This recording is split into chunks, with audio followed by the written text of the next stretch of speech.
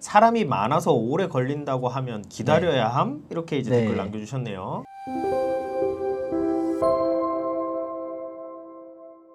개인회생 법원별 특징 의정부지방법원 편에서 양똘똘님께서 댓글 달아주셨어요. 법이란 게 평등해야지 회생을 어느 지역에 맡겼냐에 따라서 월 변제금이 바뀔 수 있다는 게 이해가 안 가요. 저도 이해가 안 갑니다. 저도 이해가 안 가요. 네, 사실 말이 안 되죠. 예전부터 이제 저희가 여러 차례에 걸쳐서 이게 지역별로 차이가 있는 게 말이 되냐. 대한민국이 무슨 연방제 국가도 아닌데 어느 법원에 접수하느냐에 따라서 이렇게 그렇죠. 달라질 수 있냐. 계속 말씀드리긴 했습니다만 법원이나 정치권에서도 이 문제를 인식을 해서 회생법원을 추가로 개원을 했잖아요. 네.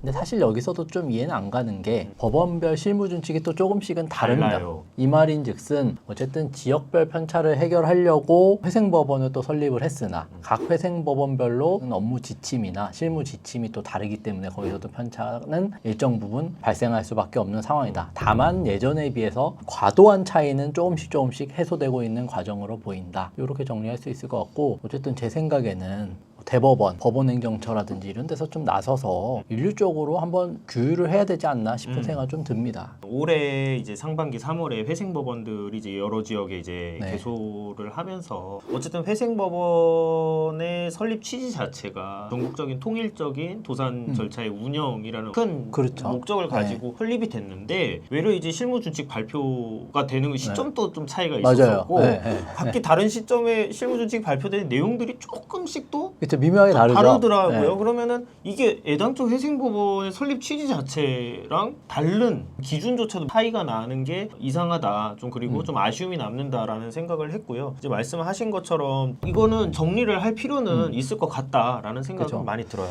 회생법원 만들어 놓으면 해결을 하겠지. 굉장히 아니란 생각인 것 같고 이거를 그냥 알면서도 지켜보고 있는 상급 법원도 너무 무책임한 것 같고 정치권도 그렇게 크게 관심은 있어 보이지 없어 않고 보여요. 네. 종합적인 문제인 것 같습니다. 조속히 해결되기를 바라면서 다음 댓글. 네, 다음 가겠습니다. 안녕하세요. 전주지방법원 까다로운지 궁금해요. 배우자에 대해서요. 까다롭다. 어쨌든 지방법원이기 때문에 여타의 회생법원처럼 일률적으로 배우자 재산 원칙적으로 반영하지 않는다라고 볼 수는 없고, 지방법원의 기본적인 기조는 가급적이면 배우자 재산의 2분의 1은 특별한 사정이 없는 한 반영한다라는 거잖아요. 그래서 전주지방법원의 큰 흐름도 이거와는 크게 다르지 않다. 다만 이제 몇몇 회생위원회에 따라서 좀 더 회생법원 실무 기조와 유사하게 그런 유연성을 발휘하기도 한다 정도로 정리할 수 있겠는데, 전주지방법원도 광주회생법원 그렇죠. 관할로 들어왔기 때문에 뭐 굳이 전주지방법원에 사건을 접수할 필요는 없을 것 같고 광주회생법원에서 이제 사건을 처리하게 되고, 그렇게 되면 배우자 재산은 원칙적으로 반영을 안 하게 된다.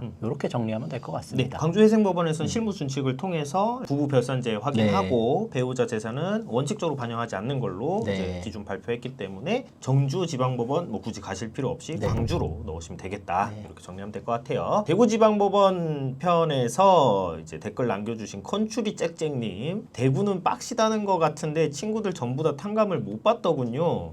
신보기로 가야 하는 게 맞을까요? 이렇게 질문 주셨네요. 이게 대구는 빡시다. 그래서 친구들 탕감을 못 받았다. 일률적으로 어떻게 그렇죠. 확인할 수 있는 부분은 아니고, 기본적으로 이제 탕감이 어느 정도 되느냐는 이 신청하시는 채무자분의 뭐 월 소득, 그다음에 채무의 규모, 채무 사용처, 재산의 보유 여부, 이런 부분에 따라서 달라질 수밖에 없는 부분이기 때문에 이게 뭐 신보기로 가는 게 더 유리하다, 이렇게 이제 단정적으로 말씀드릴 수는 없어요. 더군다나 이제 최근에 대구 회생법원이 개원을 했기 때문에 과거 대비해서 굉장히 이제 채무자 친화적으로 실무준칙도 유리하게 많이 개정이 되었기 때문에 제가 봤을 때는 두 군데를 모두 다 비교해 보시는 게 맞다라고 볼 수 있을 것 같고, 그다음에 뭐 이제 초기 상담을 좀 자세하게 받아보시면 적어도 내 사건이 어떻게 진행돼서 변제율이 어느 정도 나올지, 월 변제금은 어느 정도일지는 그래도 꽤나 정확하게 예상이 가능하잖아요. 그렇죠. 그래서 그 상담을 받아보시고 신보기와 비교를 해보시는 게 제일 좋은 방법일 것 같다. 네. 라고 정리할 수 있을 것 같습니다. 다음 댓글 넘어가 볼게요. 개인회생 시 개시결정 늦어지는 경우라는 영상에 사람이 많아서 오래 걸린다고 하면 기다려야 함? 이렇게 이제 댓글 남겨주셨네요. 저는 기다려야 될 것 같은데.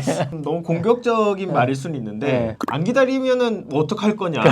뭐 방법이 없죠. 방법이 없죠. 기다려야죠. 사람이 많아서 오래 걸린다고 하면 불만 표시는 할 수 있지만 뭐 어쨌든 저희가 해야 되는 거는 기다리는 수밖에 없다. 좀 이렇게 말씀드릴 수 있겠죠. 법원이 왕이기 때문에 그렇죠.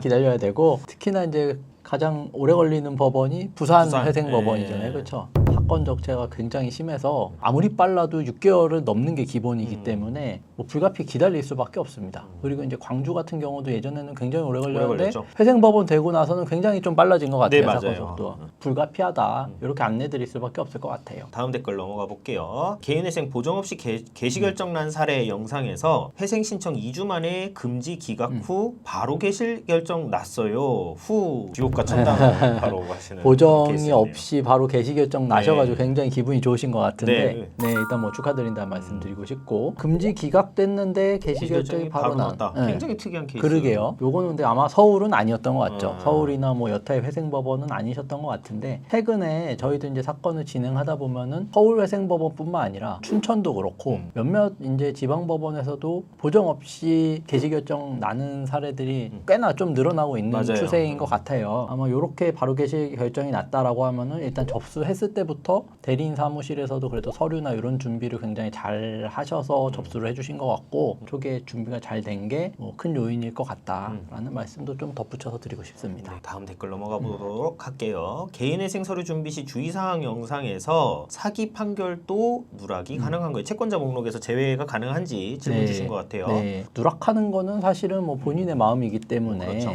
뭐 이거는 누락해서 진행할 수는 있죠. 다만 이제 법원에서 발견을 하느냐 아니면 이제 채권자 측에서 오히려 뭐 이의 신청을 해서 자기 채권이 누락됐다고 신고를 하느냐 이런 이슈가 있을 것 같은데. 사기 판결 관련해서 이제 많이들 그렇게 생각을 하죠. 그러니까 내가 이제 사기를 쳤고 이렇게 해서 비면책에 해당하기 때문에 개인회생이 채권에 해당하지 않는다 이렇게 생각하시는 분들이 좀 많은 것 같아요. 근데 어쨌든 회생 채권에 넣으실 수는 있고 회생 채권에 넣으셔서 변제 계획안 또 짜실 수 있고 다만 이제 면책이 되지 않기 때문에 계속 끝까지 책임은 지셔야 되는 거지만 회생 진행하는 기간 내에는 변제금 납부하시면서 그 변제금 중에 일부를 이제 수령해가는 형태의 변제 계획안 구성 가능하다. 그래서 뭐 고의적으로 뭐 누락하실 필요는 없다 이런 말씀 좀 드릴 수 있을 것 같아요. 오히려 포함시켜서 진행하는 게 회생 절차 진행 측면에서도 이득이죠. 그렇죠. 고의로 누락했을 경우에는 이 회생 채권자가 얼마든지 회생 외적으로도 뭐 압류를 할 압류라든지 수 있고, 강제 그렇죠. 집행이 들어올 수 있기 때문에 그러면 회생 절차 진행하는 거에도 방해가 되잖아요. 그러니까 일단은 진행하시고 면책 이후에 채권은 그대로 살아 있으니 이 채권에 대해서만 이제 별도로 책임을 지시면 된다. 이렇게 말씀드릴 수 있겠습니다.